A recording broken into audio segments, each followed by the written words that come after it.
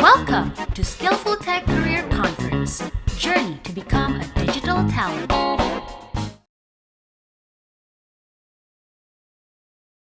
Hai semua, jadi di sesi pertama ini saya akan ngobrol-ngobrol banyak nih sama Kak Michelle Wibowo, seorang 3D artis yang sudah berpengalaman kurang lebih 10 tahun di bidangnya. Dan ia juga merupakan seorang co-founder Bunny Dog Studio, sebuah studio animasi yang berbasis di Jakarta yang telah mengembangkan berbagai konten untuk TV series dan juga augmented reality dan virtual reality. Oke, Michelle. Sebelum kita berbicara tentang perjalanan karirmu menjadi seorang 3D artis, sebenarnya apa sih yang menjadi cakupan pekerjaan seorang 3D artis? Oke, kalau untuk kerjaan sebagai 3D artist itu kita terlibat di animation production, dan itu halnya cukup banyak ya, ada dari modeling, texturing, shading, itu bagian dari pembuatan aset. Yang dimaksud aset itu seperti karakternya atau environment dari rumahnya atau taman atau apa, itu semua yang kita bikin. Lalu kalau dari saya pribadi pun saya juga terlibat di bagian akhir, yaitu di lighting, rendering, compositing. Jadi justru bagian yang 3D artist itu di awal dan di akhir, kecuali animasi yang di tengah itu. Gitu, animasi yang artinya menggerakkan karakternya menjadi hidup gitu. Jadi kita dari pembuatan aset sampai melakukan lighting, rendering sampai menjadi final produknya. Berbicara tentang perjalanan karir nih ya. Apa sih, aku penasaran banget nih, apa yang menjadi pengalaman personalmu hingga akhirnya dirimu memilih berkarir menjadi 3D artis? Kalau secara personal sih, yang membuat ketertarikan pertama kali itu yang berkesan banget waktu saya masih SD dulu. Saya nonton Toy Story yang pertama itu tahun 95, jadi masih udah lama banget.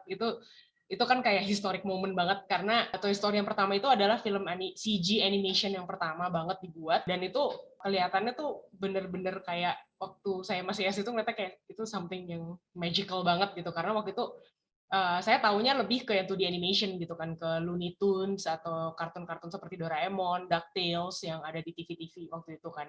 Tapi gitu melihat Pixar punya Toy Story itu tuh kayak sesuatu yang benar-benar baru dan benar-benar berbeda, dan itu kayak teringat terus gitu dari selama saya masih SD itu gitu. Aku jadi inget dulu waktu SD juga memang banyak nonton film kayak Walt Disney ya, kayak Cinderella, Beauty and the Beast, kebanyakan betul. 2D gitu.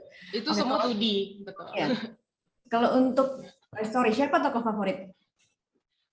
Kalau dulu Buzz Lightyear, karena saya ingat saya punya Happy Meal-nya dari McDonald dulu yang pertama banget. Lalu apa sih pekerjaan pertama ketika memulai awal karir sebagai 3D artis? Waktu itu pekerjaan pertama saya saat lulus kuliah itu kerja di studio animasi juga di Los Angeles. Waktu saya kuliah di LA. Tapi studio itu dulu bergerak di periklanan gitu. Cuman iklannya itu spesifik, yang mereka bikin itu 3D animation gitu. Jadi salah satu iklan pertama yang saya kerjain, begitu pertama kali lulus, hari pertama kerja di situ udah terlibat iklan langsung. Dulu iklan biskuit gitu, namanya Pop Tarts. Jadi disuruh teksturing karakter satu-satu gitu. Dan itu pengalaman pertama yang membuat saya belajar cukup cepat juga sih dalam proyek pertama itu.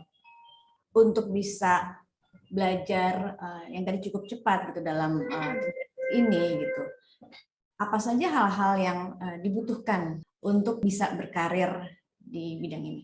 Yang pertama sih, yang paling penting ada critical thinking skill dan bisa adaptasi dengan cepat gitu, karena kalau dalam konteks pekerjaan pertama saya itu mereka udah ada ekspektasi saya udah harus bisa gitu yang dikasih tugasnya, apalagi itu untuk iklan yang deadline-nya kan cukup cepat gitu. Dan saya ingat waktu saya interview, saya kayak iya aja bisa gitu, sampai rumah saya langsung Google gimana caranya gitu. Jadi begitu diterima di kerjaan itu, pas saat mulai melakukan kerjaannya, saya udah pelajarin dulu dengan tutorial gimana cara untuk melakukan hal itu, padahal sebenarnya saya nggak gitu tahu gitu. Kalau sebagai animator atau 3D artist di industri kami ini, yang penting tuh juga ada artistic understanding juga sih.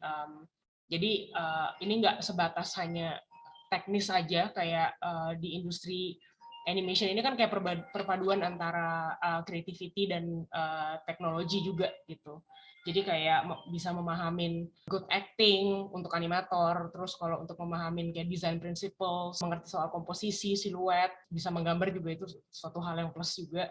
Dan kalau untuk lighting rendering, mengerti soal-soal kayak lighting dan shadow seperti di fotografi gitu. Itu jadi banyak artistic skill yang digunakan dalam animation production gitu. Dan yang penting juga sih dari networking juga sih, karena industri animasi ini kan bisa dibilang cukup kecil, terutama di Indonesia. Kita kan masih baru berkembang. Most likely itu semua orang saling kenal, dan kalian bisa mengembangkan karir dengan banyak ketemu orang-orang di industri ini. Dan yang penting juga sih, be nice. Karena dengan industri yang kecil ini juga reputasi itu cepat terbentuk dan cepat nyebarnya juga gitu. Gitu sih. Untuk animasi itulah perpaduan teknologi dan kreativitas gitu. Mungkin kreativitas ini juga saya melihat ada sisi seni, fotografi, videografi, bahkan pendramaan gitu. Mungkin tidak hanya secara critical thinking dan eksplorasi, tapi adanya kerjasama antar kelompok dalam kelompok itu sendiri yang dibutuhkan juga cukup kuat. Betul, betul. Kolaborasi itu hal yang utama ya, karena lingkup kerja di dalam animasi sendiri itu kan cukup banyak gitu. Jadi production animation itu nggak mungkin dikerjakan hanya satu orang gitu. Itu pasti timnya besar, departemennya banyak, dan itu pasti saling bekerja sama untuk supaya filmnya jadi on time dan hasilnya bagus gitu. Oke. Nah, dan saya juga penasaran bagaimana sih Michelle sebagai perempuan gitu, keterlibatan dan partisipasi perempuan dalam industri ini. Kalau industri kita sih memang kalau di Indonesia ini masih cukup minoritas ya, apalagi saya di posisi yang sebagai co-founder gitu. Cuman sebenarnya untuk dari sisi pekerjaan sendiri tuh harusnya kan nggak ada bedanya gitu loh antara perempuan atau laki-laki, same job gitu loh, nggak ada perbedaannya. Mungkin kalau saya melihat untuk seperti di industri-industri yang sudah lebih matang seperti kayak di Amerika atau di Eropa gitu, mereka udah ada komunitasnya yang untuk menyetarakan employment wanita dan pria gitu. Jadi ada di Amerika ada komunitas namanya Women in Animation, dan mereka sudah menargetkan workforce-nya itu 50% antara wanita dan pria, jadi equal gitu. Mereka mencoba untuk menyeimbangkan workforce-nya. Dari sisi pekerjaannya sendiri pun memang tidak ada perbedaan ya antara perempuan dan laki-laki gitu. Mereka mendapatkan porsi yang sama, tapi memang untuk jumlahnya sendiri memang gap-nya masih jauh gitu. Gap-nya sangat jauh sih. Itu ada pengaruh nggak sih misalnya ketika Michelle membuat suatu produk gitu untuk klien gitu? Apakah klien mempunyai preferensi sendiri gitu? Ini marketnya untuk anak cowok atau anak cewek? Ya, itu mungkin sedikit banyak ada pengaruhnya juga sih, karena terutama untuk di Indonesia ini, di Jakarta, majority dari studio-studio kita ini kan melakukan outsourcing services, termasuk studio kami juga. Dan itu klien-klien yang kami dapatkan gitu memang membuat show-nya itu banyak untuk anak-anak cowok gitu. Ada beberapa show untuk anak cewek juga, tapi emang lebih sedikit kalau dilihat dari jumlah show-nya gitu. Waktu itu saya juga pernah ngobrol gitu saat ke conference gitu di Singapura untuk animation conference.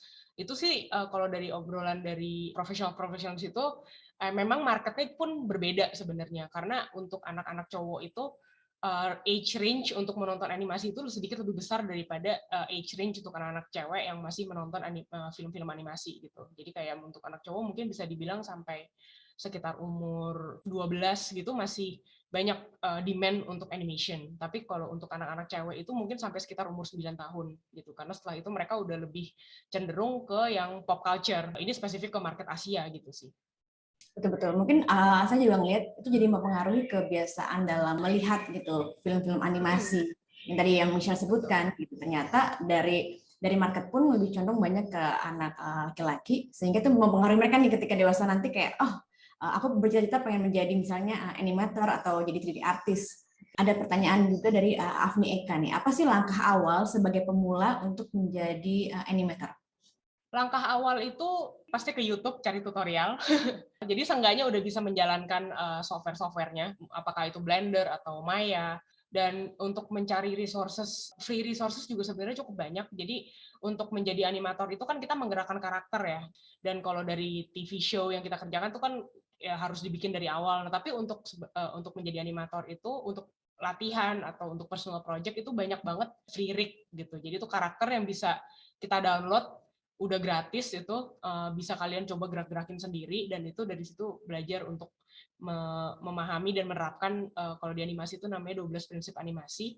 Ada buku yang kayak saya bisa rekomen, itu kayak kitabnya animator, itu namanya Animator Survival Kit by Richard Williams. Itu jadi itu benar-benar kayak intro to animation, dan di situ gambar-gambarnya dikasih lihat gimana sih cara bikin orang jalan, gimana sih cara bikin bouncing ball, itu kayak bisa ditranslate ke 3D animation. Oke, oke. Dan itu keunggulan kita yang lahir di generasi sekarang tuh teknologi sangat menunjang untuk kita belajar lebih banyak lagi ya dengan berbagai sumber di Betul. itu sendiri.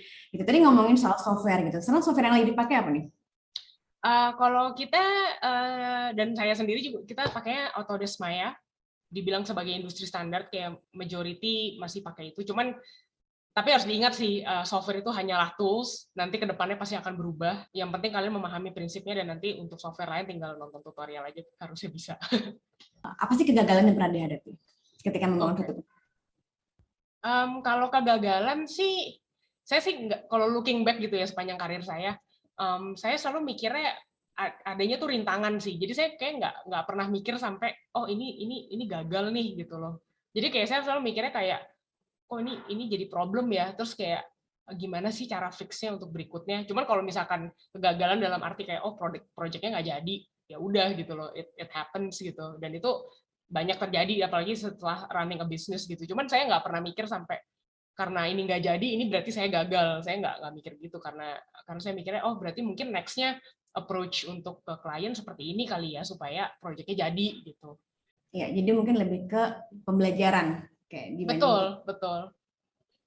Nah, ini terkait juga pertanyaan ada Rata Gora dari YouTube, bagaimana untuk memulai atau mengikuti inkubasi startup dan juga membangun sistem kerja dalam tim. Gitu. Mungkin bisa dikaitkan juga bagaimana pertama kalinya Michelle membangun Bandok Studio. Oh, I see. Oke. Kalau saya ini sih itu kita benar-benar a lot of luck dan being at the right time at the right place. Itu kita saya sendiri nggak gitu kepikiran untuk membangun bisnis kayak dalam bentuk company gitu. Dulu saya sempat freelance aja gitu, dan freelance itu saya partneran dengan salah satu colleague saya di studio yang sebelumnya.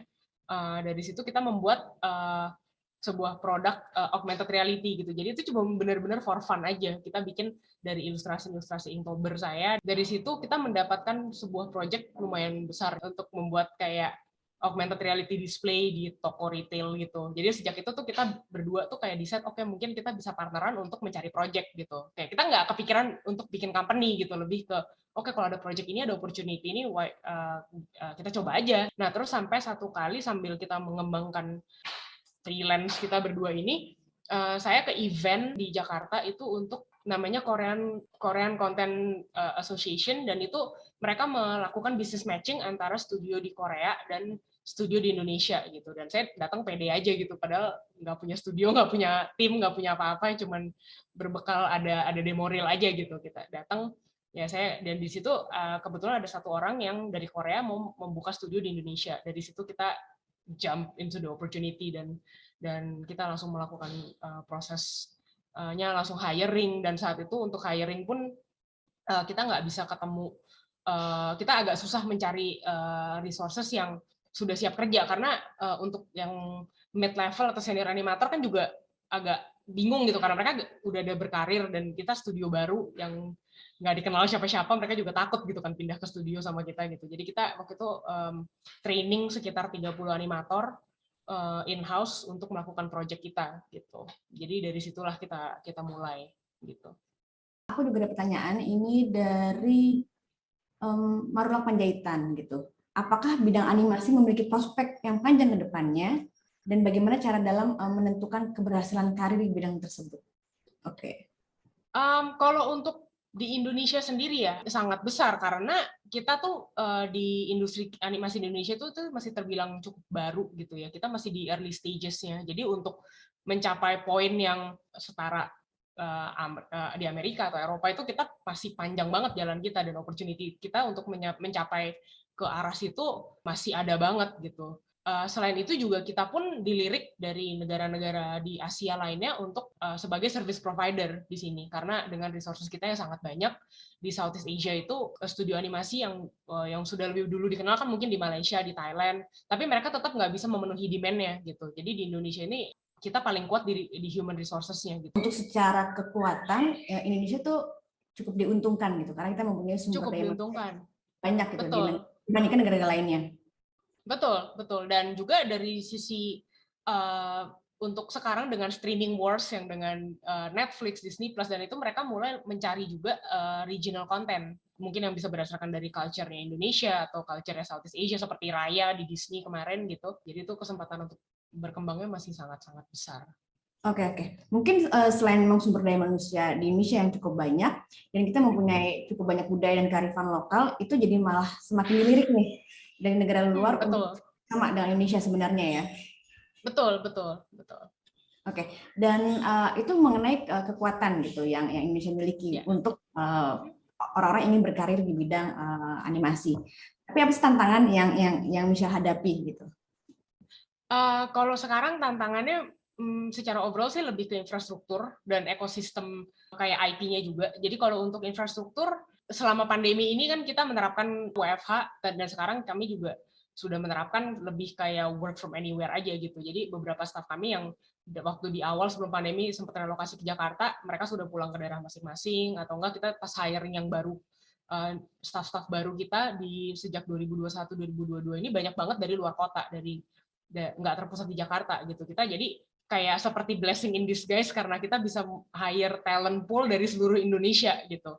Itu kita ada kesempatan seperti itu. Cuman challenge-nya adalah infrastruktur gitu karena memang ada saatnya kayak staff kami yang udah ini potensinya bagus kita mau hire tapi pas gitu join kok ternyata kesulitan di internet, kesulitan di listrik gitu. Itu jadi challenges juga untuk kita gitu walaupun ya kita harus ya mungkin mereka jadi harus adaptasi dengan jam kerjanya ya kalau pas mati lampu ya mungkin nanti setelahnya harus lanjutin kerja atau gimana ya itu challenge yang hal basic yang kita udah take it for granted di Jakarta cuman kan itu masih adalah isu besar apalagi kita bekerja berhubungan dengan teknologi gitu yang ya mungkin tantangan ini juga dihadapin gitu ketika misalnya kita ingin mencari talenta digital dari seluruh kota Indonesia ternyata infrastrukturnya juga nggak terlalu menunjang gitu. Nah itu yang cukup menantang sih dari segi penyediaan internet atau teknologi yang tersedia di area tersebut.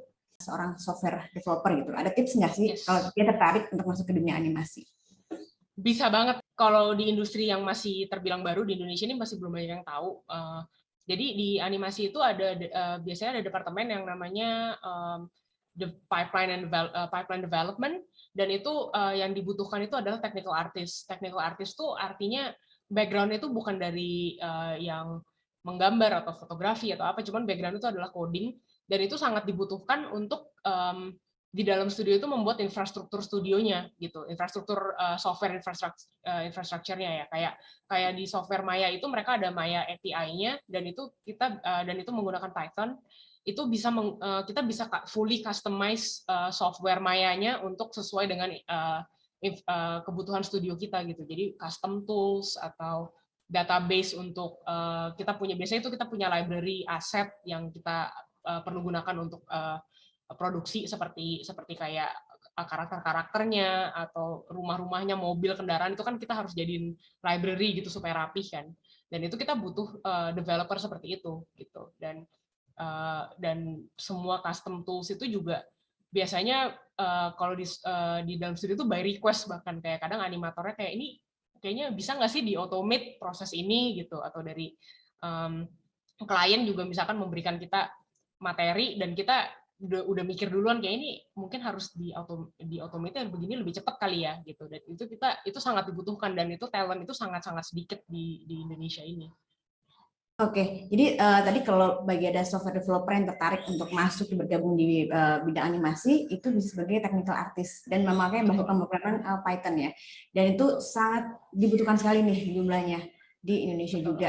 Oke, dan tadi ada pertanyaan juga dari Muhammad, apakah pembuatan animasi itu membutuhkan bahasa pemrograman coding? Ya, tadi pakai bahasa Python itu sendiri ya, dan softwarenya pun tadi ada Autodesk Maya. Untuk melihat perkembangan animasi gitu ya, dari awal dirimu memulai karir ini sampai sekarang gitu, apa sih perbedaan yang sangat mencolok? Mungkin yang paling obvious ya teknologinya.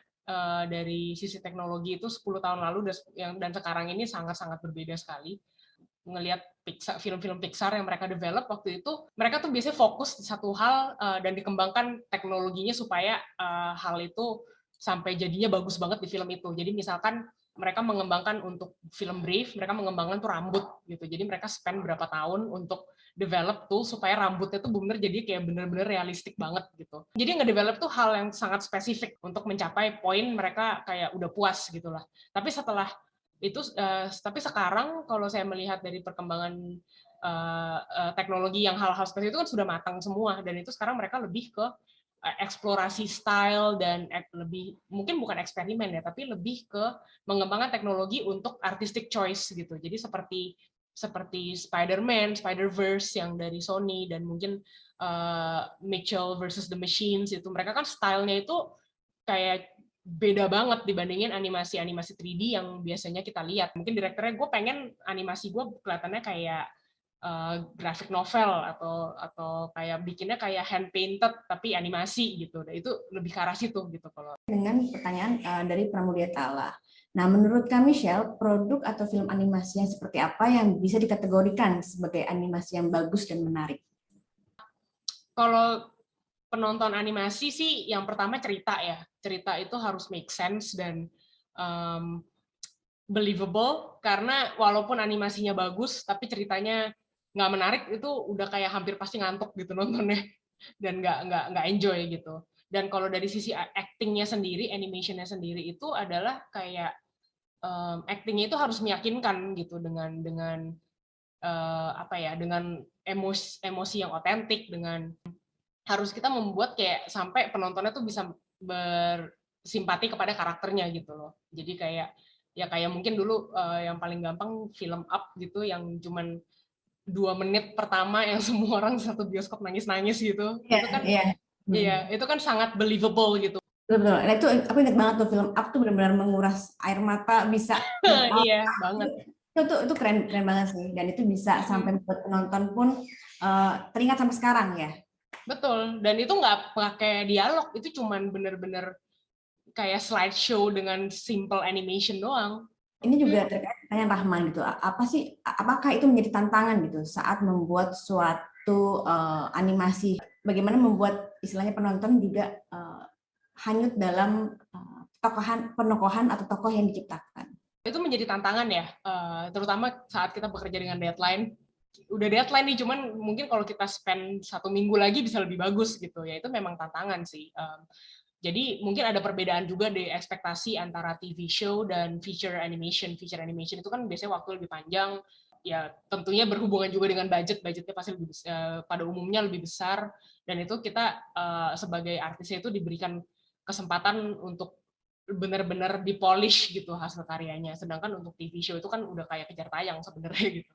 Untuk deadline, timeline gitu. Apakah memang setiap proyek itu mempunyai timeline masing-masing berbeda, atau dari Beneduk Studio itu mempunyai tenggat waktu, oke, dalam membuat suatu produk itu timeline maksimal sekian bulan. Okay.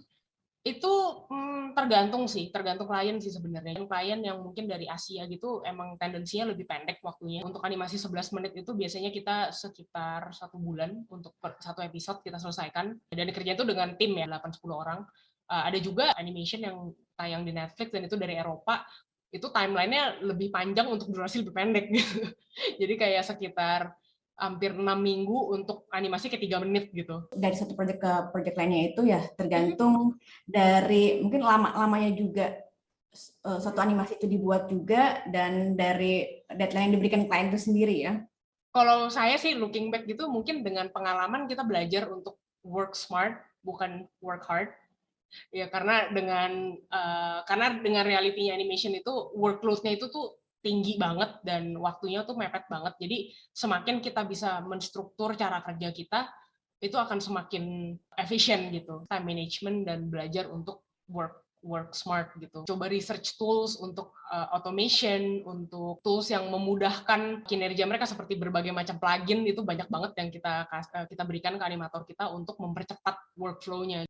Jadi memang lebih banyak mengeksplorasi ya gitu, mengeksplorasi berbagai sumber dan mungkin dan itu juga mengakibatkan ya Michelle dan Banidog Studio untuk terus berinovasi gitu. Nah, ya dan tadi kan Michelle selalu menceritakan bahwa untuk eksplorasi animasi dari berbagai negara gitu. Ada nggak sih beberapa hal yang dari negara-negara tertentu yang mungkin bisa sangat menjadi referensi Michelle? Kalau untuk sebenarnya cukup banyak ya. Cuman kalau dari berbagai negara itu yang paling mature industrinya mungkin ya bisa dibilang kan kayak Amerika gitu, karena mereka udah paling lama melakukan animasi gitu. Cuman untuk negara-negara lain seperti Prancis itu mereka juga kayak bisa dibilang kayak animasi dari Prancis itu tuh ada punya stylenya sendiri gitu. Dan itu dan Jepang juga obviously punya stylenya sendiri gitu, dan itu mereka juga berbeda dalam struktur storytelling dengan style visual stylenya gitu. Itu jadi sebenarnya sih kita bisa mengekspos diri kita sendiri gitu dengan menonton hal-hal show-show dari keluaran dari sana. Dan sekarang mungkin dengan Netflix, dengan streaming services itu udah nyatu banget sih. Jadi banyak juga kayak sekarang ini yang di industri kita yang kita lihat itu banyak juga co-production antar negara gitu. Jadi kayak misalkan show di Netflix itu judulnya Arcane, itu production company-nya di Amerika, studionya di Prancis gitu. Mereka partneran dan itu mereka develop style-nya, dan itu jadinya sesuatu yang bagus banget gitu. Jadi ngomongin soal komunitas gitu, apa aja sih mungkin bisa sebagai referensi dari Michelle, komunitas apa aja nih yang mungkin teman-teman bisa gabung? Kalau di Facebook group sih ada kayak Indo-CG group, itu untuk komunitas komputer grafik di Indonesia. Terus ada juga kemarin sih saya sempat nemu namanya Agora Community, itu di Discord. Itu mereka suka bikin postingan itu membedah animasi gitu. Jadi dari film-film Pixar, dari film Disney, itu mereka kayak dibedah ini apa sih yang bikin menarik, dan itu resources yang bagus banget. Kalau kita sih visi misi kedepannya yang kami utamain saat ini sih kayak building sustainable business gitu. Jadi kayak saya pengen take care ya karyawan-karyawan kami. Yang saya tekankan itu karyawan kami itu punya kesempatan untuk belajar dan berkembang gitu. Jadi saat ini tuh kita banyak akan menginvestasikan waktu juga untuk edukasi gitu. Jadi kayak mungkin engage animation education, dan siapa tahu mungkin nanti dengan skillful untuk ke edukasinya juga, untuk bridging gap-nya juga, dan supaya tim internal kami pun tetap ada kesempatan untuk belajar terus gitu. Sendiri untuk lebih berkembang lagi. Betul. Karena aset utama kami itu kan adalah animator kami di kantor. Sebelum kita menutup sesi kali ini, ada nggak pesan-pesan yang ingin disampaikan Michelle gitu untuk teman-teman yang hadir?